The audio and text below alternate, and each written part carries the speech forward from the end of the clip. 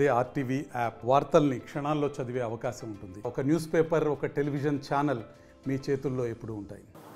అయితే ఈ 5 సంవత్సరాలు పరిపాలన తిరుమల తిరుపతి దేవస్థానంతోనే ప్రారంభంగా వారి ప్రక్షాళన ప్రసాద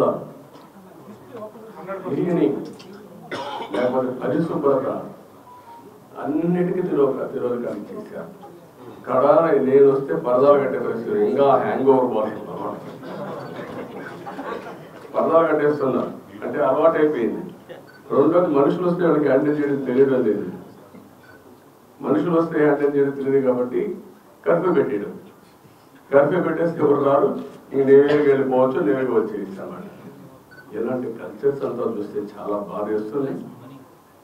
అదే మరి పెద్ద ఎత్తున అవకతవకలు జరిగాయి.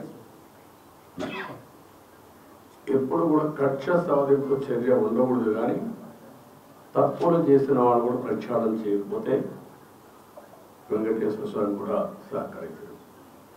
దేవుడు కూడా చెప్పింది అదే, మంచి వాళ్ళని కాపాడుకోవాలి, చెడు వ్యక్తుల్ని శిక్షించాలి, సమాజాన్ని కాపాడాలి. అందుకే ఈరోజు నేను మరి చెప్తున్నా, ఈరోజు నేను చేసిన సంకల్పం ఇది. నా జీవితంలో మా కుటుంబానికి నేను ఏమి ఇవ్వాల్సిన అవసరం లేదు. ఎందుకు ఆ మాట చెప్తున్నానంటే 35 ఏళ్ల మునిపే నేను ఒక చిన్న బిజినెస్ వాళ్ళకి పెట్టి, రాజకీయాలపైన మీరు ఆధారపడకూడదు.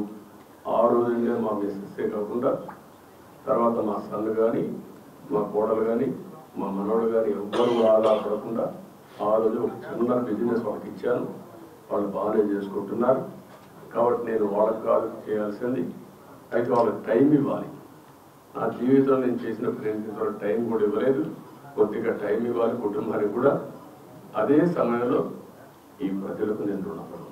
మరిన్ని వీడియోస్ కోసం ఛానల్ ని సబ్స్క్రైబ్ చేయండి. లేటెస్ట్ అప్డేట్స్ కోసం వాట్సాప్ ఛానల్ ని ఫాలో చేయండి.